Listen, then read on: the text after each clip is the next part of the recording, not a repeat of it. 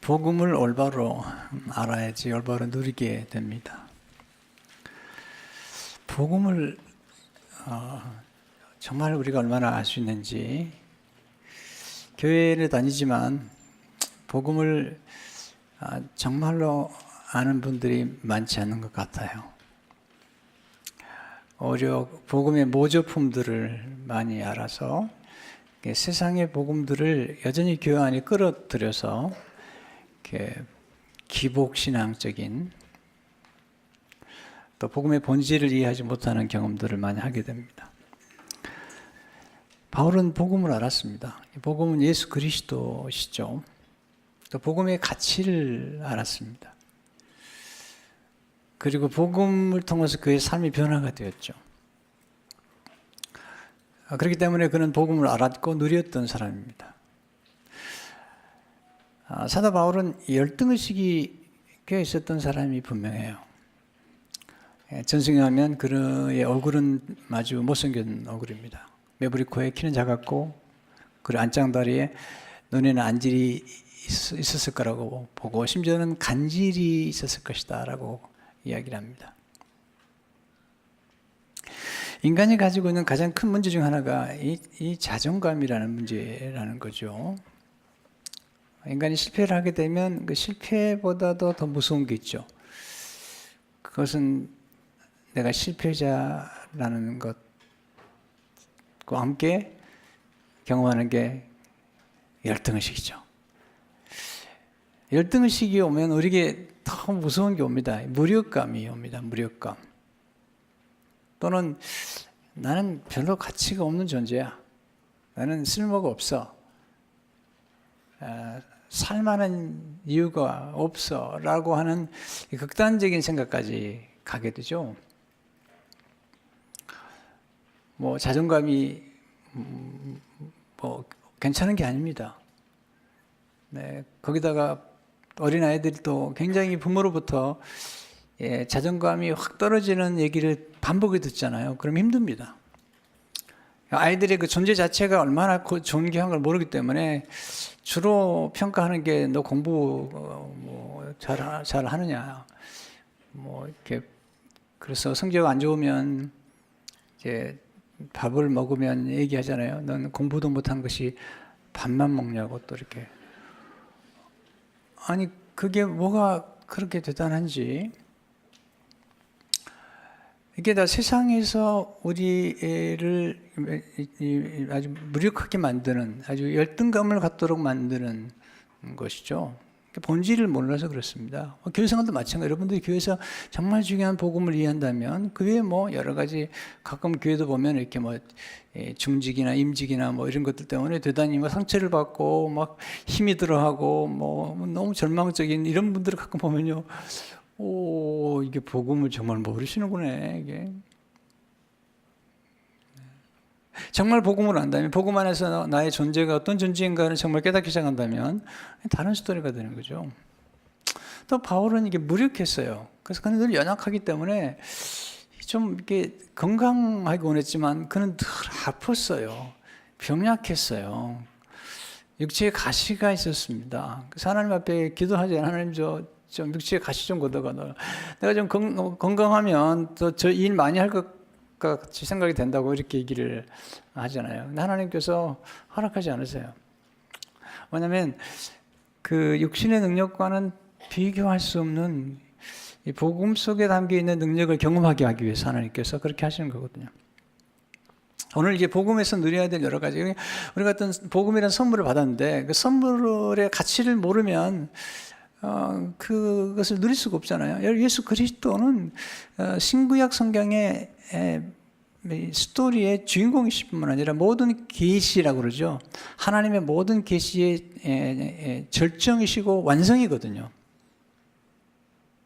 여러분, 세상의 교육이 뭐 대단한 것 같지만, 뭐 하버드, 예일, 뭐 다 이런 이제 아이빌리그 되기만 하지만, 여러분 그런 모든 교육들이 그리스도에게 와서 그리스도를 만나지 않는다면 성경은 그건 다 초등학교에 불과하다는 거죠. 왜냐하면 우리를 영원한 구원으로 이끌지 못하는 교육이라는 것은 뭐 그건 나중에 가면 쓸모없는 거예요. 또 아이들이 좀 공부를 못하고 뭐 그럴 수 있어요. 그러나 그것으로 인생이 다 끝나는 게 아니잖아요. 좀 늦으면 어때요? 네, 그리고 이게 정말 중요한 것은 아이들이 예수 그리스도를 만남으로 예수 그리스도 안에서 주시는 그 부유함과 진정한 자아상과 진정한 자존감과 그리스도의 성령을 통해 주시는 그 자신감을 갖게 되면 인생의 스토리는 달라지거든요. 예수를 만나게 해줘야 됩니다, 아이들에게. 그게 최고의 부모 역할이고 예수 그리스도 안에 담긴 복음의 비밀을 깨닫게 해주는 게 중요하거든요. 그러면 오늘 사도 바울이 경험했던 이 복음의 이야기 가운데 그 누렸던 것 가운데 특별히 두 가지에 초점을 맞죠. 첫째는 복음 속에 담긴 하나님의 사랑을 누리라는 거죠. 사랑. 복음의 이야기는 사랑의 이야기거든요. 근데 세상의 사랑과 달라요. 세상의 사랑은 조건적이에요. 뭐 얼굴이 예쁘고 뭐 공부를 잘하고 또 실력이 있고 역량이 있고 뭐 인맥이 좋고 뭐 이런 게 다 그런 조건이잖아요. 내가 성공하고 돈 많이 벌어오고 이렇게. 그게 다 조건이 돼가지고 결혼해가지고도 남편이 좀 돈을 못 벌어오거나 무능하면 이상한 눈치로 째리를 봐요. 이렇게. 왜냐면 그게 사랑의 본질을 몰라서 그렇거든요. 근데 하나님의 사랑의 특징 중에 하나가 뭐냐면 사랑할 수 없는 대상을 사랑하셨다는 거예요. 우리가 미숙할 때, 우리가 연약하다는 말을 우리가 미숙할 때, 아직 성장하지 않을 때, 또 우리가 죄인 되었을 때 하나님 우리를 사랑하셨다는 거예요. 사랑할 수 있는 제 대상이 아닌데 사랑했기 때문에 이게 복음의 스토리라는 거죠. 신데렐라의 스토리가 바로 그런 스토리가 아니겠어요? 로마서 5장 8절에 보면 아직 우리가 죄인 되었을 때에 그리스도께서 우리를 위하여 죽으심으로, 이게 사랑의 극치잖아요. 사랑이라는 것은 희생인데 우리가 죄인 되었을 때 사랑만 받을 존재가 아닌데 그리스도께서 우리를 희생하셨다. 하나님께 우리에 대한 자기의 사랑을 확증하셨느니라. 우리는 죄인 같아요. 죄인일 뿐만 아니라 성경이 말하는 걸 자세히 보면 우리는 악인이죠. 또 창녀 같다는 거예요. 본 남편을 떠나가지고 다른 남자하고 놀아나는 창녀와 같다는 거예요. 왜? 원래 하나님이 우리 남편이신데 이스라엘 백성들 향해서 하나님이 그들의 남편이 되신데 이스라엘 백성들이 신부인 그들이 우상에게 따라가서 말도 못하는 음행과 그리고 더러운 일을 행하고 있는 건데, 근데 하나님이 여전히 이스라엘을 사랑하시겠다는 거예요. 호세아에게 얘기하는 거, 호세아 내가 음료와 결혼하는 거예요. 또 팔려가니까 또 데려오는 거예요. 사랑은 누군가가 먼저 시작해야 되는 거거든요. 근데 인간이 시작한 게 아닙니다. 인간은 끝없이 하나님을 떠나가려고 그래요. 끝없이 자기 힘으로 살아보려고 그래요. 아주 잘났어요. 아주 자기 힘이 대단한 건 줄 알아요. 착각해요. 근데 하나님이 먼저 사랑을 시작하신 거죠. 하나님이 먼저 손을 내미신 거죠. 요한일서 4장 10절에 보니까 사랑은 여기 있으니 우리가 하나님을 사랑한 것이 아니요, 하나님이 우리를 사랑하사 우리 죄를 속하기 위하여 화목제물로 그 아들을 보내셨습니다. 화목제물은 희생제물이에요. 여기서 속한다는 말이 중요한데 그것은 덮는다는 뜻이에요. 여러분, 사랑한다는 것은 덮어주는 거예요. 우리의 죄를, 허물을, 우리의 부족함을 덮어주는 거예요. 여러분, 사랑이 식으면 여러분 결혼 생활도요, 사랑하게 되면 자꾸 덮어줍니다. 아내 부족함도 덮어주고 남편의 부족함도 덮어주고. 근데 사랑이 식으면 이상한 눈이 열려요. 그래가지고 모든 것들을 다 들추어냅니다. 그래서 이 지적질의 은사가 개발되기 시작합니다. 놀라워요. 아주 놀라워. 눈이 열렸는데 이상한 쪽은 놀리는 거예요. 왜? 사랑이 식었기 때문에. 사랑의 그 뱅크가 완전히 뱅크럽시 된 거죠. 여러분, 교회도 마찬가지로 은혜를 받고 하나님의 사랑을 경험하게 되면 이게 모든 게 감사하고 길에서 펄럭이는 나무 잎사귀 하나만 봐도 막 눈물이 나오고 꽃만 봐도 감격이 되고 이게요, 은혜 받으면 이런 경험을 하게 돼요. 붕 떠다니는 것 같은 경험. 왜냐하면 이게 하나님의 사랑이 우리 안에 충만해지면 그런 거잖아요. 덮어준다는 거 굉장히 중요한 겁니다. 우리가 사랑하는 것만큼 덮어주는 겁니다. 심지어는 변호해 줍니다. 그리고 이해해 줍니다. 그럴 수밖에 없는 어떤 것들을 이해하려고 노력합니다. 근데 여기서 덮어준다는 게 그냥 덮어주는 것을 또 넘어서 성경에서 덮어준다는 것은 청혼을 의미합니다. 결혼을 의미합니다. 그러니까 신부에게 덮어주는 겁니다. 여러분 루시라는 여인 아시잖아요. 루시라는 여인 이방 여자입니다. 과부입니다. 그 당시에 과부는 수치스러운 거고 이방 여인은 개처럼 취급했던 거고 모압 사람과 암몬 사람은 신명기 13장에 보게 되면 영원토록 이스라엘 회중에 들어올 수 없게 되어 있는 그런 여인입니다. 그런데 이렇게 2장에 보면 기가 막힌 표현을 하죠. 루시라는 얘기를 하죠. 내가 너에게 은혜를 입으면, 이 은혜가 중요한 거죠. 이 은혜가 이 은혜를 입으면, 하나님의 은혜가 개입이 되면 순식간에 모든 게 달라집니다. 은혜라는 것은 하나님이 개입하셔가지고 하나님이 일을 시작하시는 거예요. 제가 다음 시간에 좀 말씀드리겠습니다만 우리가 은혜를 받았다는 것은 거죠. 은혜를 받았다는 것은 내게서 나온 게 아닙니다. 하나님이 은혜를 주시고 하나님이 일을 시작하시고 하나님이 주도해 가시겠다는 거예요. 그 이방 여자인데 어떻게 알아서 은혜를 입으면, 그리고 이제 시어머니 공개하려고 이제 밭에 가죠. 제가 룻기 얘기를 되게 좋아해요. 그냥 복음이 담기기 때문에 가서 은혜를 입죠. 보아스라는 예수 그리스도와 그림자와 같은 분에게 은혜를 입어요. 그래서 이삭을 줍고 나중에는 이제 손님들이 떠온 물을 좀 주면서 점점 은혜를 깊이 나눠줍니다. 그럼 어느 순간 은혜의 절정이 이르죠. 식탁에 초대를 합니다. 루시라는 여인을. 그러면서 떡 조각을 주는데 그 당시에 최고 좋은 음식이에요. 떡에다 초를 찍어 먹는 거죠. 나에게 볶음국수를 줍니다. 거기서 끝나지 않습니다. 3장에 가면 이 시어머니가 자기 며느리가 자기를 공개한 걸 보면서 이런 생각이 듭니다. 아, 며느리 결혼시켜야 되겠다. 그리고 며느리 불러가지고 이제 작업의 정석을 가르칩니다. 어떻게 하면 보아스가 결혼할 수 있는지, 그리고 이제 보아스가 어디에서 누워 있을 것이며 얘기한 다음에, 그리고 보아스를 만나면 무슨 말을 해야 될지를 가르쳐 줍니다. 그게 룻기 3장 9절이죠. 이러다 내가 누구냐 하니 밤에 이제 만난 거죠. 대답하되 나는 당신의 여종 루시오니. 여종이래, 여종이래. 당신의 옷자락을 펴 당신의 여종을 덮으소서. 이런 당신이 기업을 물을 자가 되면이다. 이게 기업 물을 자란 말이 킨스맨 리디머, 이건 구속자란 말이에요. 킨스맨 친족 구속자란. 우리 하나님 예수님 우리의 친족이 되시고 우리 구속하러 오시잖아요. 나를 거두어달라는 거예요. 나의 신랑이 되어달라는 거예요.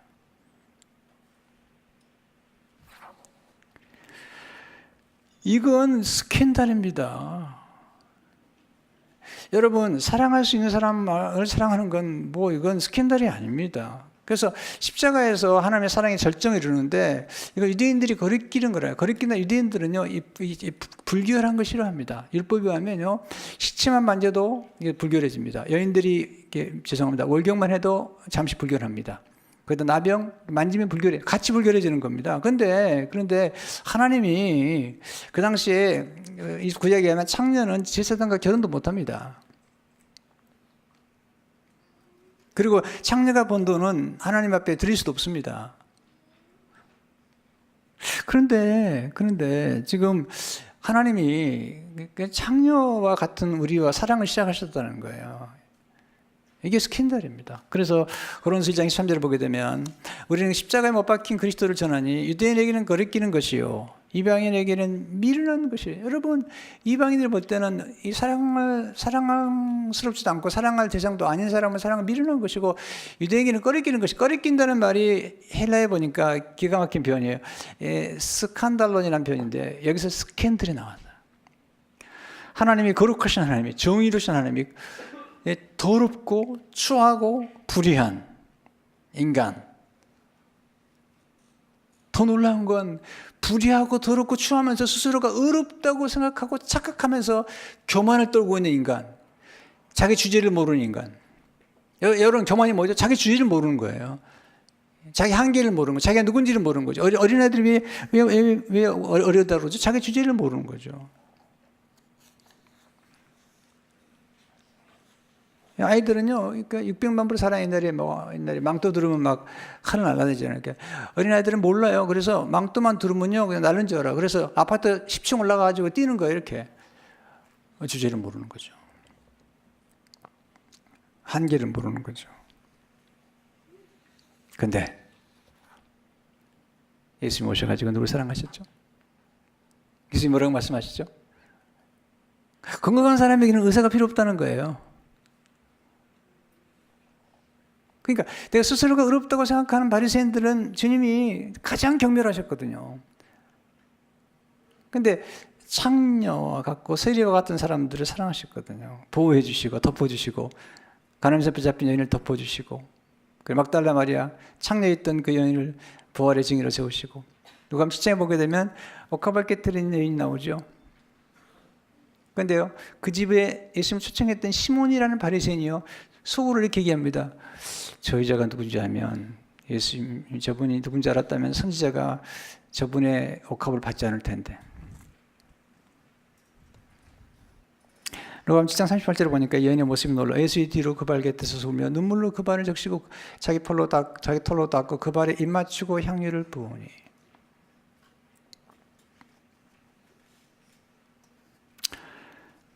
여러분, 여인이요 성경 보면 죄인인데 죄인이란 말이 여기서 표현한 죄인은 창녀라는 거예요. 근데 창녀가 돈을 벌어가지고 옥합을 샀는데 그걸 받으셨어요.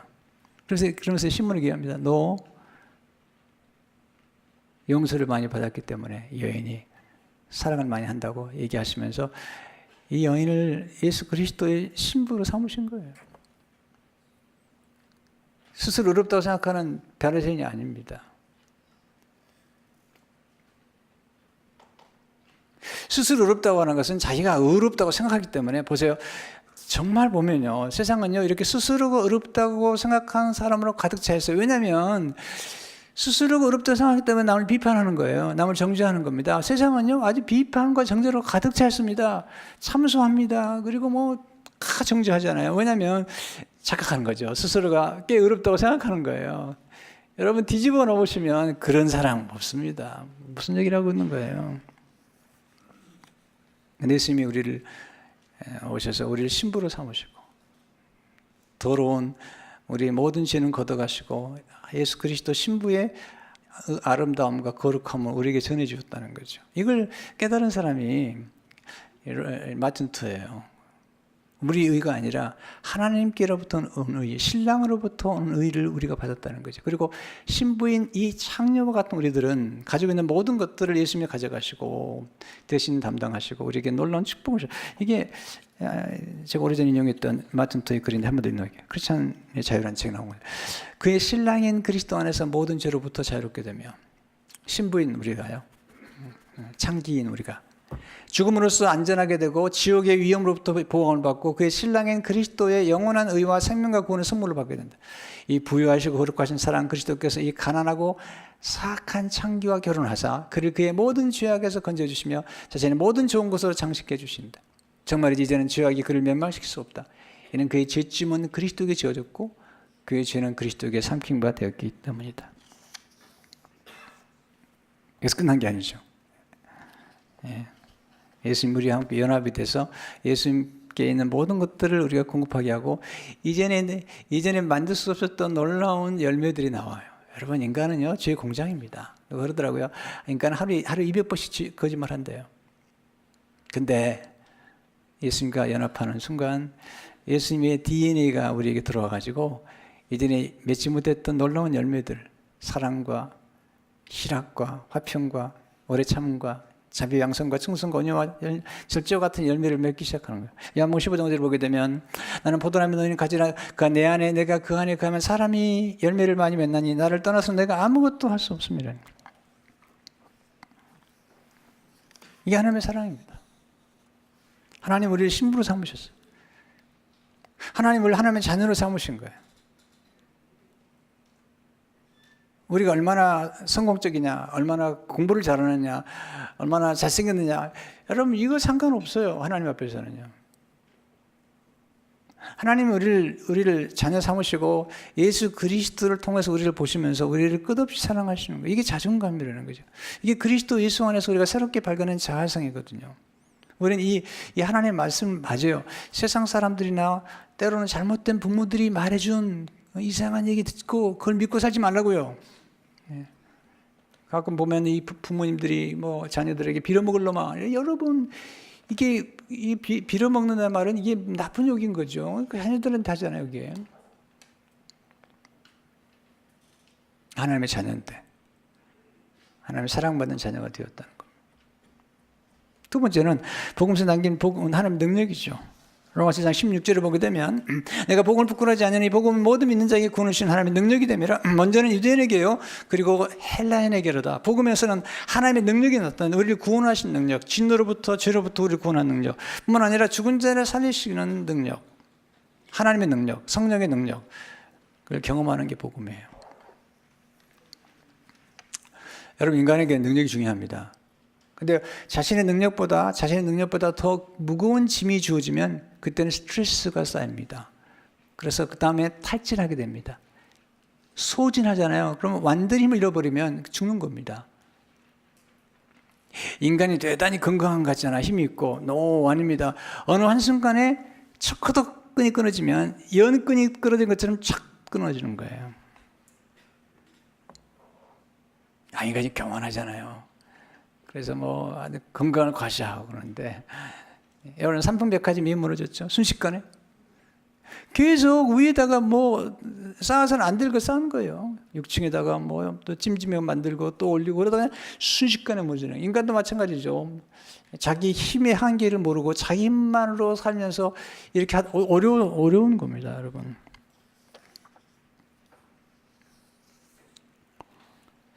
인간이 무력하다는 걸 인정해야 됩니다. 그리고 인간에게는 힘이 그렇게 많지 않다는 것을 인정해야 됩니다. 또 나이가 드시면요, 좀 자기 한계를 알아야 됩니다.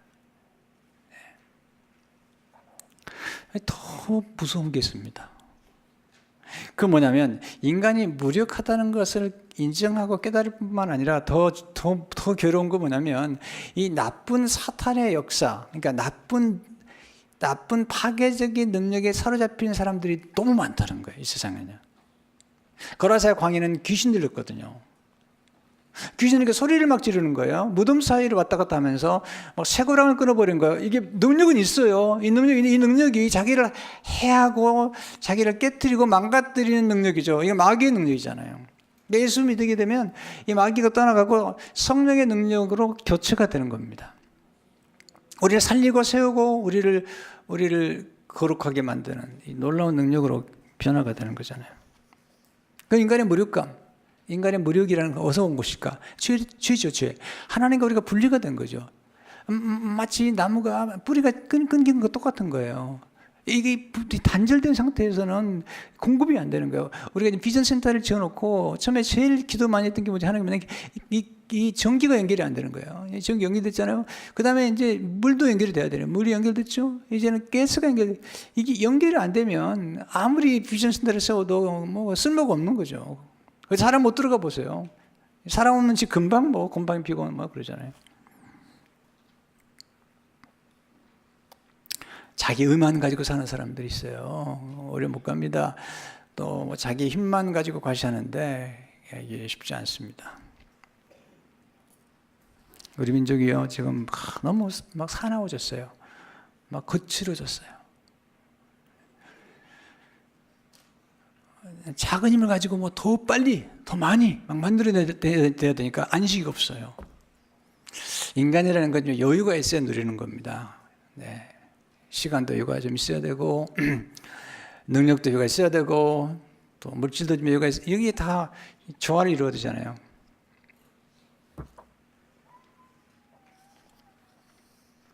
지혜로운 사업가들은요 보면 어느 정도 현금을 잘 이렇게 모아놓고 그러니까 좀 가지고 이제 움직이죠. 일본의 경영의 신이라는 사람 중에 하나가 마스시타 고노스케라는 분인데요. 이분이 주장하는 게 뭐냐면 이나무를 가지고 이제 그분에게 배우는데 이분이 주장하는 게 내매 원리입니다. 내매 원리. 그러니까 항상 어느 정도 좀 보유를 하라는 거 미리서 여유 있게요. 그래야지 이게 여유가 있고 또 기회가 온다는 거죠. 그래서 이분들이 그렇게 썼더라고 제가 보니까. 예를 들면 100만 불을 용자가 필요하면 100만 불을 용자할 때 100만 불을 용자하지 않고 120만 불 하는 거예요.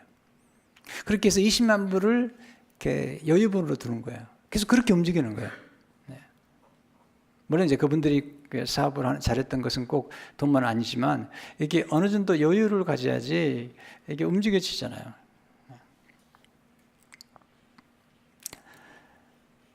바울은 그 육신의 능력은 약했는데 그 육신의 능력과 비교할 수 없는 하나님의 능력을 경험한 거죠.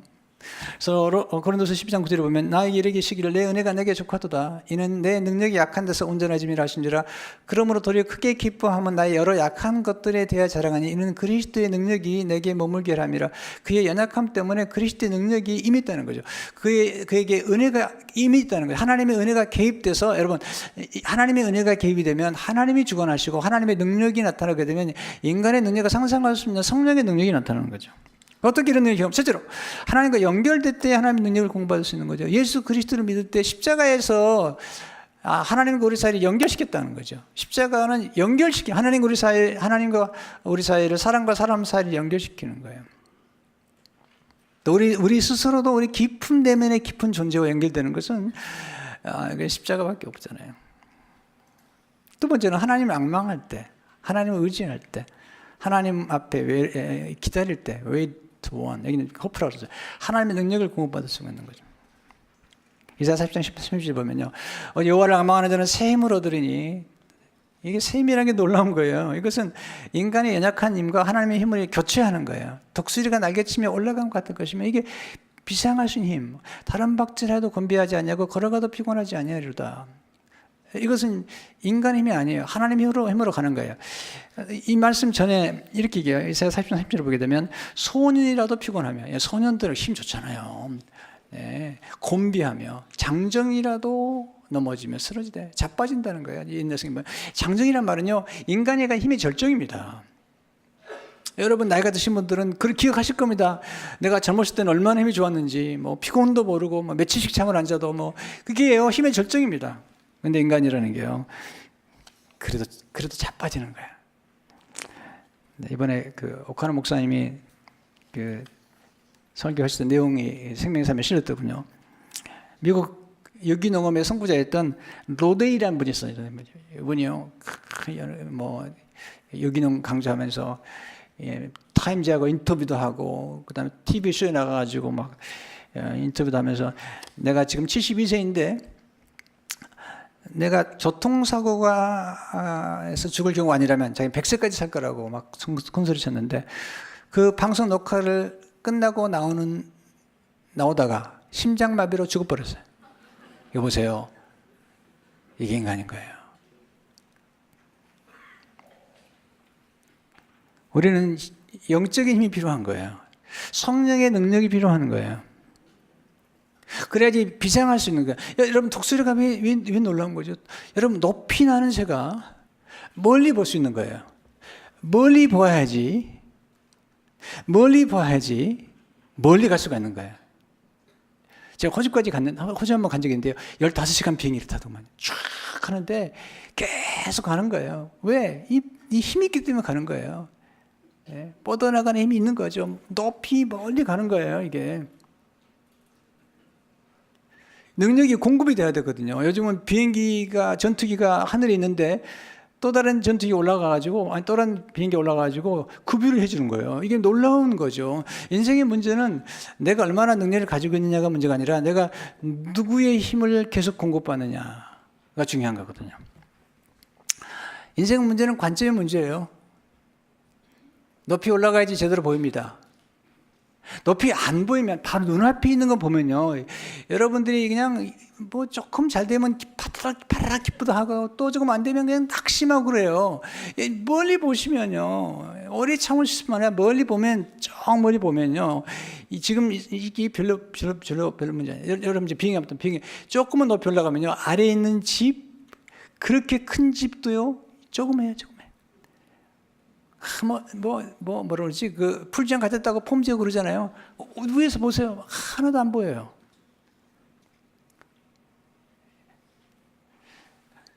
이게요, 멀리 보는 눈을 가져야 됩니다. 여러분 자녀를 키웁니까? 저 멀리 보세요. 너무 걱정하지 마세요. 제 교회 목회합니다만은 여러 가지 일을 경험하지만 처음에는 너무 무슨 문제가 터지면 너무 걱정을 많이 했었는데 지금은 안 해요. 왜냐하면 이거 교회 주님의 교회고 또 주님이 하시는 거죠. 내가 하시는 게 아니란 말이죠. 멀리 보고 가는 거예요. 늦어지면 그게 또 늦어진 대로 가는 거죠.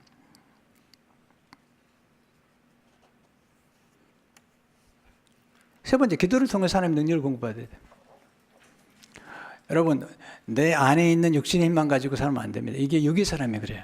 육의 사람은요, 자기 무리를 해요. 그래서 교회도 어떤 분들은요, 일하다가 금방 지쳐요. 시험이 금방 빠져요. 그래가지고 못하겠대 그냥. 그렇죠. 왜냐면 자기 힘을 했으니까. 그리고 사람들에게 인정받으려 했으니까. 여러분, 성령의 능력을 한 사람들은 하나님 보기 때문에 그렇게 쉽게 포기하거나 그렇지 않아요. 푸르르 그냥 하다가 말고. 네. 이게요, 진짜 꾸준히 하는 게 힘인 거예요. 하늘을 비상하는 것도 능력이지만 한 걸음 한 걸음 계속 끝까지 가는 거, 이거 진짜 놀라운 거죠. 이것도 능력이라는 거예요. 그래서 주님께서 말씀하시잖아요. 성령 받기 전에는 전도도 하지 말라는 거예요. 누가복음 24장 49절에 보게 되면 볼자 내가 내 아버지께 약속하실 것을 너에게 보내리니 너희는 위로부터 능력으로 입혀질 때까지 이 성에 머물러 하시니라. 위로부터 내려온 능력, 성령의 능력이 아니면 안 되는 거죠. 여러분, 예수 그리스도를 믿고 이 십자가를 이해하는 것은, 이것은 성령의 능력이 아니면 이해할 수 없는 거예요. 복음을 어떻게 이해합니까? 이 성령의 능력을 경험해야지 말씀이 들어오고 하나님의 말씀이 은혜가 되고 또 성령의 능력으로 일을 해야만이 짜증이 안 나는 거예요. 가끔 교회 일하다 막 짜증을 부리는 분들이 계세요. 막 신경질을 부려.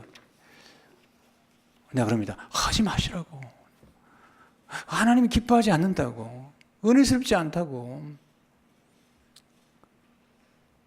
그럼 왜 이런 생각? 기도가 끊어지면 그래. 기도가 끊어지면. 예배를 안 드리면서 일만 하는 분들이 계세요. 아주 위험한 분입니다. 성경에 보면요, 육의 사람이 있다는 거예요. 이 사람은 아예 하나님을 몰라요. 육에 속한 사람이 있습니다. 교회는 나오지만 영의 세계를 몰라요. 영의 사람, 영에 속한 사람에 대해서 성령의 생각을 하고 성령의 능력을 따라서 일을 할 때 이게 놀라운 것을 경험하게 되고, 목회라는 거 아십니까? 이거 한 사람 데려오는 거, 이게 인간의 노력만 가지고 되는 게 아니에요, 여러분들. 하나님께 나가야 돼요. 히브리 4장 10절을 보세요. 그럼 우리는 구원하심을 받고 때를 따라 돕는 은혜를 얻기 위하여 은혜의 보좌 앞에 담대히 나갈 것이니라. 사람의 도움이 아닙니다. 하나님의 도움을 받아. 물론 사람의 도움 필요하긴 하지만 사람의 도움은 한계가 있다니까요. 여러분, 이제 집에 환자가 생기면 제가 늘 부탁하는 게 뭐냐면, 환자를 돌보는 가족들에게 지치지 않게 하십시오. 잘 드십시오. 그리고 좀 쉬십시오. 샤워도 좀 하시고. 왜냐면 금방 지치거든요. 환자를 돕다가 돕는 가족이 쓰러집니다. 그럼 그렇지 않은 방법이 뭘까? 내 힘이 아니라 하나님의 사랑의 힘을 힘입어야 돼요. 그러면은 지치지 않아요. 내 힘으로 가족도요, 이게 사랑에 떨어지면 원수로 보이는 거예요, 원수로. 원수가 아니면 왼수가 되는 거예요. 왜냐하면 내가 내 힘으로만 사랑하는 건 어려운 겁니다. 이것은 불가능한 겁니다. 그래서 하나님의 사랑이 우리에게 필요해요. 하나님의 사랑은요, 한이 없어요. 하나님의 사랑은 무궁무진해요. 하나님은 죽어도 넘치는 거죠. 로마서 5장 5절을 보시면 소망이 우리를 부끄럽게 하지 않으면 우리에게 주신 성령으로 말미암아 하나님의 사랑이 우리 마음에 부은 바, 이건 God has poured out His love into our heart. 이거 그냥 부어주신 거예요. 그러기 위해서는 우리가 항상 하나님께 나가서 기도하고. 여러분, 은혜가 떨어지고 뭐 교회 일을 하는데 팍팍하고 그러면요, 점검해 보셔야 됩니다. 기도 생활이 어떤가. 여러분, 하나님의 말씀을, 영적인 하나님의 말씀을 먹지 않으면 세상에 떡만 의지하게 되는 거예요. 떡만. 사람의 떡으로만 사는 게 아니라고 하잖아요.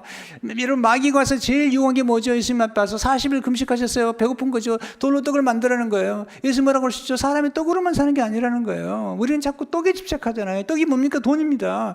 이 떡이 안전입니다. 이 떡이 커야 되고, 만약에 안 크면 남의 거 빼앗아야 되고, 그러니까 다 떡만 의지하는 거예요. 그러니까 인생이 공고한 거죠. 그러나 하나님의 말씀, 영적인 세계 속에서 하나님의 성령의 능력을 힘입고 나면 신비로운 평화가 나타나고 여유가 있고 자족하는 거예요. 행복이라는 게 자족하는 거 아니겠어요? 저희 교회 장로님들 가끔 보면 노인 아파트 사시고, 그리고 뭐 돈 없어요. 없는데 그렇게 여유가 있어요. 근데 어떤 분은요, 은퇴 자금도 많이 쌓아놓고, 그래도 너무 불안해가지고 어떨 줄 모르는 거죠. 왜? 구별이 되는 거예요. 제가 볼 때는요. 영의 사람과 육의 사람 구별이 되는 거예요.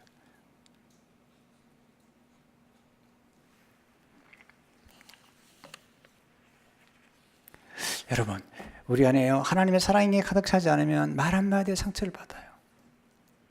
눈빛 하나에 상처를 받아요. 힘이 쫙 빠져요. 그만두고 싶고. 그리고 막말하죠. 그만두자. 이 막말하는 거거든요. 왜냐하면 에너지가 떨어져요. 에너지가. 근데 성령을 힘입고 하나님의 사랑이 우리 안에 넘치게 되면 다 넘어갑니다. 섬기는 게 기쁩니다. 벼르는 게 아니라 참는 겁니다. 사랑해서. 우린 그러잖아요. 참다가 어느 날 확 터뜨리죠. 그리고는 꼭 하는 말 있죠. 내가 얼마나 참았나 알아 당신? 참긴 벼른 거죠.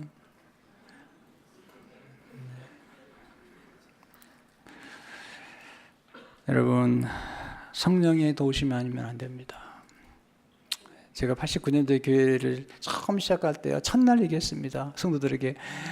저도 뭐 믿음은 컸어요. 뭐 몇 명 안 데리고 앉혀놓고요, 이런 얘기를 했어요. 앉혀놓고 큰 소리 치는 거죠. 뭐 여러분, 감동이 안 되고 믿음이 없으면 헌금도 하지 마시고, 뭐 억지로 음식도 하지 마시고, 이렇게 큰 소리 쳤어요. 몇십 명 안 되는데도. 왜냐하면 이게 원리라는 걸 믿었기 때문에. 왜냐하면 하나님의 일은 하나님이 하시는 거고, 성령의 역사하시고 성령의 힘을 따라 일해야 되는 것이지, 그렇지 않으면 안 되는 거기 때문에. 여러분, 하나님 화평을 누리며 그 영광을 즐거워하십시오. 로마서 1장 1절을 보니까, 그럼 우리가 믿음으로 의롭다 하심을 받았으니 우리 주 예수 그리스도를 말미암아 하나님과 화평을 누리는 관계예요. 관계. 그것은 우리 안에 그냥 평화를 누리는 게 아니라 하나님 관계에서, 또한 그로 말미암아 우리가 믿음으로서는 은혜에 들어감을 얻었으며, 와우, 은혜에 들어갔어요. We gained access by faith into the His grace. 하나님의 은혜에 그냥 들어가게 된 거죠. 하나님 영광을 바라고 즐거워하는 가장 큰 즐거움은 뭐냐면 예수 그리스도의 임재 영광을 누리는 거죠. 여러분, 가치를 알아야죠. 이게 가치를 모르면 이게 우습격입니다. 제가요, 이제 로고스 교회 좀 목회하다 좀 크니까 뭐 이게 변호사님도 들으시고 의사님도 들으시고 이렇게 들으시더라고요. 한 변호사, 남편은 의사고 한 부인은 변호사인데 이렇게 선물 하나 가져왔더라고요. 이게 보통 변호사들이 쓰는 거라고 가져왔는데, 여러분 이게 볼펜이에요. 전 몰랐거든요, 그 볼펜을. 그래가지고 나중에 또 갖다 주고 그러더라고요. 그래서 그 다 나눠줬어요. 제가 그 좋은지 몰랐거든요. 근데 제가 시애틀에 집회를 갔더니 그 목사 한 분이 이게 볼펜을 저는 이렇게 안에 두고 다니잖아요. 근데 볼펜을 여기다 꽂고 다니는 거예요. 이렇게 여기다 꽂고 다니는 거예요. 그래서 왜 꽂고 다니시냐고, 뭐 대단한 것도 아닌 것처럼 보이는데, 이게 몽블랑이라네. 몽블랑이라네. 이게 뭐 천년 있는 그 눈이 여기 있고, 뭐 몽블랑이 어디 있고, 그러면서 여기 하얀 게 이게 몽블랑이지만 이게 코끼리 상어로 만든 거고, 막 그러면서 너무 좋아가지고 막 몰랐거든요.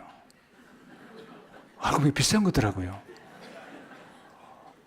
그래서는 저도 이제 나중에 이제 비행기 타고 가면서 보면서 몽블랑 뭐 즐겨하고 뭐 그랬죠. 근데 보세요. 제가 처음에는요, 모르고 줬어요. 나중에는요, 이게 제가 좋은 걸 알고 누가 선물을 주면 내가 가지고 다니다가 정말 위로가 필요한 분들 가끔 계세요. 목사님들 가운데, 사모들 가운데요. 정말 위로가 그러면 이제 오시면 제가 선물을 드려요.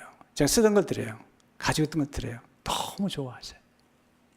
옛날에는요, 가치를 몰랐어요. 또 저도 가치를 모르고 줬던 거예요.